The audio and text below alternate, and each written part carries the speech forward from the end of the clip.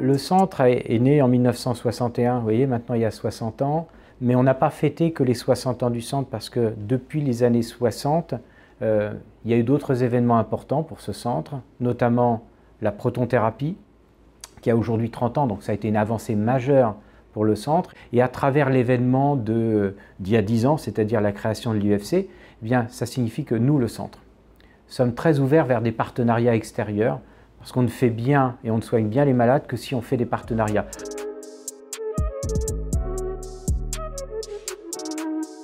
En 1991, le premier patient en France traité par protonthérapie pour un cancer de l'œil, un mélanome de la choroïde, premier centre en France.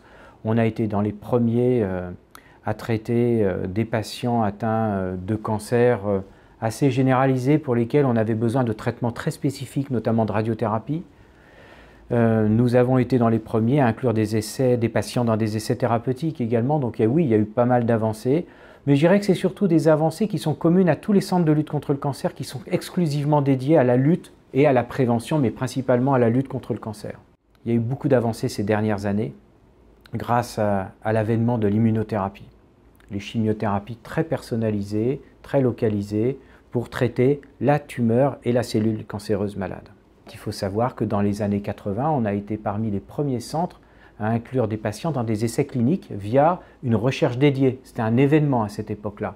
On est très spécialisé en cancer du sein, on est très spécialisé en cancer gynécologique et en cancer ORL. Nous réalisons à peu près 17 000 séances de chimiothérapie. Ça correspond à ce que font en termes de chimiothérapie tous les établissements publics du territoire.